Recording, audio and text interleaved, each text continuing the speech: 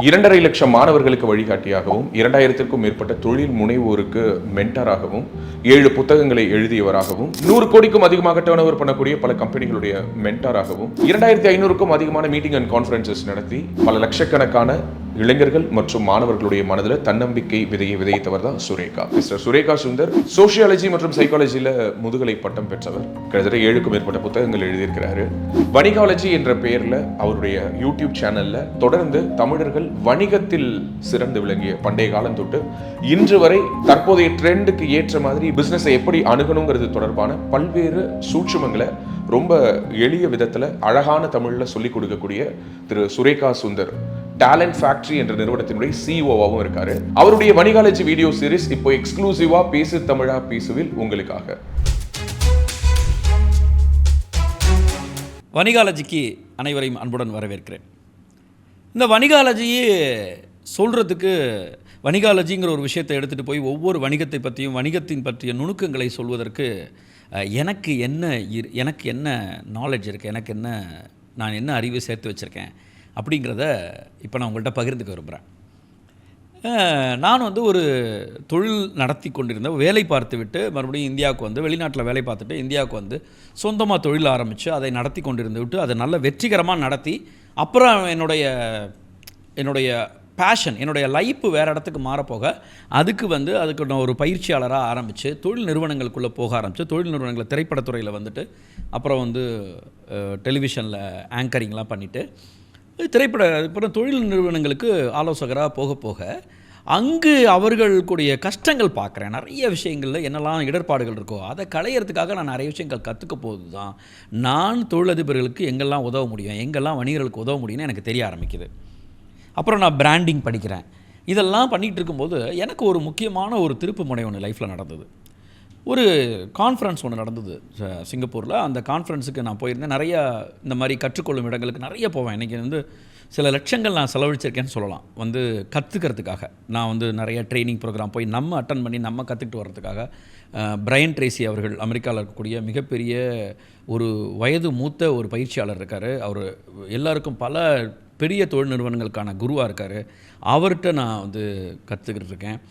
Brian ட்ரேசிக்கு மட்டுமே இல்லை, Dhoni Robinson இந்த மாதிரி பல்வேறு இவெல்லாம் கூட நிறைய பேரோட ப்ரோக்ராம்ஸ் அட்டன் பண்ணியிருக்கேன். அதெல்லாம் போகும்போது நிறைய கற்றுக்கிட்டே வரேன். சொந்தமாக நம்ம வளர்த்துக்கிறதும் சரி, அதுக்கப்புறம் பல்வேறு நிறுவனங்களை பற்றிய அந்த அறிவையும் வளர்த்துக்கிட்டே போகும்போது தான் எனக்கு ஒரு முக்கியமான விஷயம் நடந்தது. சிங்கப்பூரில் ஒரு கான்ஃபரன்ஸில் அந்த பயிற்சியாளர் ஒரு விஷயம் சொன்னார். நீங்கள் சொந்தமாக தொழில் தொடங்க வேண்டும் என்றால் என்ன செய்ய வேண்டும் அப்படின்னு சொன்னார். உடனே நான் என்ன பண்ணேன், சரி ஆமாம்ல நமக்கு ஒரு தொழில் ஆரம்பித்தா என்ன. அதாவது அவர் சொன்னது ஒரு பாசிவ் பிஸ்னஸ். நீங்கள் இருக்கணும்னு அவசியமே கிடையாது. ஒரு தொழில் ஆரம்பிச்சுட்டு இங்கே நடத்தணும், நீங்கள் படம் ரன் பண்ணணும் அப்படின்னா அதுக்கு என்ன செய்யணும் அப்படின்னு சொன்னார். உடனே நானும் ஓகேன்னு ரெடியாக உட்காந்தேன். அவர் என்ன சொன்னார்னா, நீங்கள் உங்களுக்கு பிடிச்ச தொழில்களை பட்டியலிடுங்க.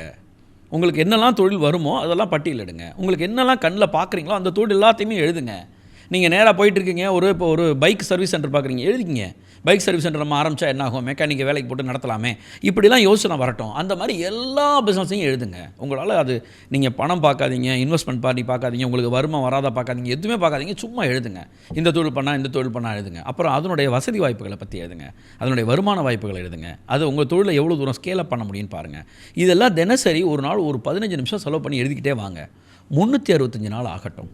அதை ஒரு தடவை முழுசாக ஒரு தடவை பாருங்கள். முதல் 5 தொழில்களை எடுங்க. அதில் உங்களுக்கு அதில் டாப் 5 எடுத்துருங்க. அதில் உங்களுக்கு எது பெஸ்ட்டு தொழில் படுதோ அதை ஆரம்பிங்க. நீங்கள் தோற்றே போக மாட்டீங்க. ஆனால் இதுக்கு 365 நாள் ஆகும் அட்லீஸ்ட் அப்படின்னு சொன்னார். ஐடியா நல்லா இருக்கே. நம்ம இப்போ என்ன நினைப்போம், ஒரு தொழில் ஆரம்பிக்கிறதுனா உடனே ஆரம்பிச்சிருவோம், அந்த ஆரம்பிச்சிருவோம்னு யோசிச்சுட்டே இருப்போம்ல.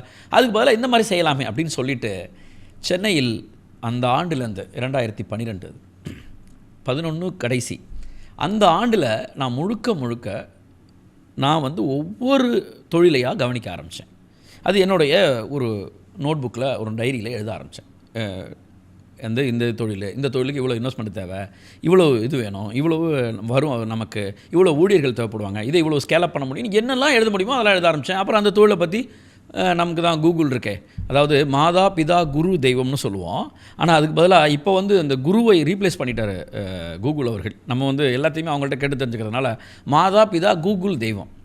அதனால் இந்த கூகுள்கிட்டே கேட்டு தெரிஞ்சுக்க ஆரம்பிச்சிட்டேன். அப்போ அது வந்து நிறைய நிறுவனங்களை பற்றி நிறைய சொல்லுது. அதை நான் எழுதி வச்சுக்கிட்டோன்னே இப்போ எனக்கு என்ன ஆயிடுச்சுன்னா 365 நாள் கழித்து பயங்கர இன்ட்ரெஸ்ட் ஆகிடுச்சு எனக்கு அதில். 365 நாள் 10வது போல இருக்கேப்பா, இன்னும் நிறைய தொழிலை பற்றி தெரிஞ்சுக்கலான்னு சொல்லி நான் அடுத்த ஆண்டும் அதை கண்டினியூ பண்ணேன். நான் தொழில் ஆரம்பிக்கிற ஐடியாவுக்கு போகலை. ஏன்னா ஏற்கனவே நான் ஒரு ட்ரைனிங் கம்பெனி நடத்திட்டு இருக்கேன், ஒரு கன்சல்டிங் கம்பெனி நடத்திட்டு இருக்கேன், அது போயிட்டுருக்கு. அதனால் நான் புதுசாக தொழில் ஆரம்பிக்கிற ஐடியாவே வரல. இது தவிர நிறைய டெலிவிஷன் ப்ரோக்ராம்ஸ்லாம் பண்ணிகிட்ருக்கேங்கிறனால ஒரு நிம்மதியான வாழ்க்கை போயிட்டு இருந்தது. அதனால் புதுசாக ஆனால் ஆரம்பிக்கணும்னு ஆசை இருந்தது. சரின்னு சொல்லிட்டு உடனே கிட்டத்தட்ட 700-800 தொழில்கள் வந்துச்சு. 1000 தொழில்களை தொட்டுச்சு. கிட்டத்தட்ட 2.5 வருஷம் அதை நான் பண்ணிக்கிட்டே இருக்கேன். இப்போ 1000 தொழில் கொண்ட டேட்டா பேஸ் என்கிட்ட இருந்துச்சு. 1000 தொழில், ஆமாம் அவ்வளோ தொழில் இருந்துச்சு. Cycle tube, cycle tyre, cycle forks கம்பி, இப்படி எல்லாமே பண்ணேன். என்னெல்லாம் அது மேனுஃபேக்சர் பண்ண முடியும், ட்ரேட் பண்ண முடியும், அது பண்ணணும், இது பண்ணி எல்லா தொழிலும் நிறைய என்னெல்லாம் கண்ணில் பட்டுச்சோ எல்லாமே செஞ்சு பார்க்கும்பொழுது இந்த முதல் 5 தொழில்கள் லிஸ்ட் எடுக்கும்போது பார்த்தா ஒரு உண்மை எனக்கு விளங்குச்சு. ஒரு குணம், ஒரு மனுஷனோட குணம் தான் அவன் தேர்ந்தெடுக்கிற தொழிலில் கனெக்ட் ஆகுது அப்படின்னு. ஏன்னா எனக்கு எது கம்ஃபர்டபுளாக இருக்கோ அந்த தொழிலை தான் நான் தேர்ந்தெடுத்தேன். அதில் காசு வரட்டும் வராமல் போகட்டும், ஆனால் எனக்கு எது பிடிச்ச தொழில், எனக்கு அந்த 1000 தொழிலை பார்த்தோன்னு தான் எனக்கு தெரிஞ்சிச்சு. சூப்பர்ரா அப்படி நினச்சிட்டு நான் டக்குன்னு என்ன மைண்டு மாறிச்சுன்னா, இப்போ இதே மாதிரி ஒரு ஆள் தொழில் ஆரம்பிக்கணும்னு வராங்கன்னு வச்சுக்கோங்களேன், அவங்களுக்கு இந்த 1000 தொழிலில் மறுபடியும் அவங்களும் ஒரு 365 நாள், குறைஞ்சபட்சம் 365 நாள் செலவு பண்ணாதானே இந்த ஐடியா சொல்கிறோம். இப்போ எனக்கு சிங்கப்பூரோட என்னுடைய ட்ரெயினர் சொன்ன ஐடியாவை நான் அவருக்கு சொல்கிறேன்னா, இவர் வந்து மறுபடியும் 365 நாள் கழித்து தான் அவர் டிசைட் பண்ண முடியும். இதே மாதிரி இந்த கன்சிஸ்டன்சி யாராவது பண்ணுவாங்களான்னு கேட்டால் அதுவும் கஷ்டம். ஏனென்றால் அந்த பயிற்சியாளர் சொன்னபடி அந்த 365 நாளும் நான் தொடர்ச்சியாக விடாமல் பொறுமையாக ஒரு நாள் விடாமல் எழுதியிருக்கேன்.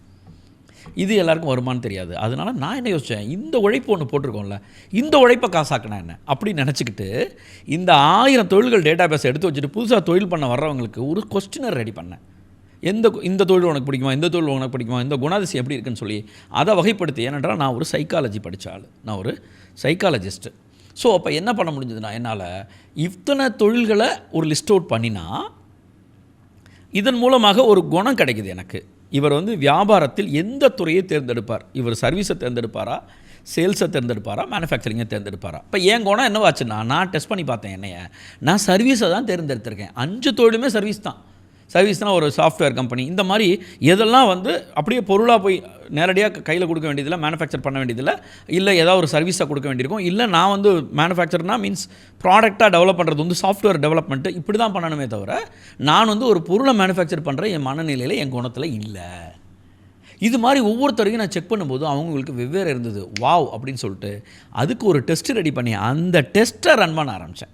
நிறைய எம்ப்ளாயீஸுக்கு, நிறைய ஆண்டர்ப்ரனர் ஆக விரும்புகிறவங்களுக்கு அந்த டெஸ்ட்டை கொடுத்தும்போது அவங்களுக்கு இந்த தொழில் தான் சரியாக இருக்குன்னு செலக்ட் பண்ணி அவங்க எல்லாமே சக்ஸஸ் பண்ண ஆரம்பித்தாங்க. வாவ்னு இருந்தது.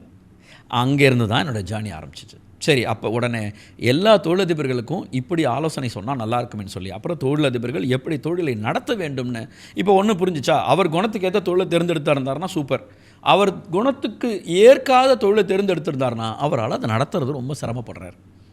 அதன் அடிப்படையில் அதுக்கான டூல்ஸ் எல்லாம் ரெடி பண்ணி கிட்டத்தட்ட இன்றைக்கி 12 ஆண்டுகளாக 14 ஆண்டுகளாக ரொம்ப சிறப்பாக அதை நடத்தி கொண்டிருக்கேன். இப்போ இந்த வணிகத்தில் இன்றைக்கி பல்வேறு நிறுவனங்கள், பெரிய பிராண்டு, சின்ன பிராண்டு, நிறைய பிராண்டு ரெடி பண்ணியிருக்கோம், நிறைய பிராண்டு ரீபிராண்ட் பண்ணியிருக்கோம். எல்லாமே பண்ணும்போது ஒரு வணிகம் நடத்துவதற்கு எங்கேருந்து ஆரம்பித்து எங்கே முடிக்கணும், அந்த ப்ராசஸ் எப்படி இருக்கணும், என்ன சிஸ்டம் கொண்டு வரணும் அப்படிங்கிறத என்னால் ஒரு நிறுவனத்துக்குள்ளே போய் காலையில் போனேன்னா சாயந்தரத்துக்குள்ளே என்னால் அது முடிவுக்கு வந்துட முடியும். உங்கள் கம்பெனியில் இதுதான் ப்ராப்ளம் அப்படின்ட்டு. இதுதான் என்னுடைய பலம். இந்த பலத்தை பயன்படுத்தி தான் இன்றைக்கி நிறைய விஷயங்கள் செஞ்சிட்ருக்கோம். இன்றைக்கி நான் எல்லாத்தையுமே டெக்னாலஜியாக கொண்டு போகலான்னு முடிவுக்கு வரும்பொழுது, ஏன் நாம் இந்த வணிகர்களுக்கு நம்ம ஒவ்வொன்றா தனித்தனியாக போய் கன்சல்டிங் கொடுத்துட்ருக்கிறத விட இந்த மாதிரி சொல்லி கொடுத்தா என்ன அப்படின்னு நினச்சதோட விளைவு தான் இந்த வணிகாலஜி. ஸோ அதன்படி தான் செய்து கொண்டிருக்கிறேன். என் பெயர் சுரேகா சுந்தர். வணிகாலஜிக்கு உங்களை வரவேற்கிறேன். இவ்வளோ நேரம் இந்த வீடியோவை பார்த்த எல்லோருக்குமே நிச்சயமாக இந்த வீடியோவிலிருந்து ஒரு டேக்அவே இருக்கும் நான் நம்புகிறேன். தமிழ்நாட்டினுடைய மிக முக்கியமான ஒரு மென்டாராக பல்வேறு நிறுவனங்களுக்கும் தொழில் முனைவோருக்கும் விளங்கக்கூடிய திரு சுரேகா அவர்களுடைய வணிகாலஜி சீரீஸினுடைய வீடியோஸ் பேசு தமிழா பேசுவில் தொடர்ந்து வர இருக்குது. கூடுதலாக வணிகாலஜி யூடியூப் சேனலுடைய லிங்க் இந்த வீடியோடைய டிஸ்கிரிப்ஷனில் கொடுக்கப்பட்டிருக்குது. அதன் மூலமாக வணிகாலஜி சேனலை சப்ஸ்கிரைப் பண்ணி திரு சுரேகா அவர்களை பின்தொடருங்க. நன்றி, வணக்கம்.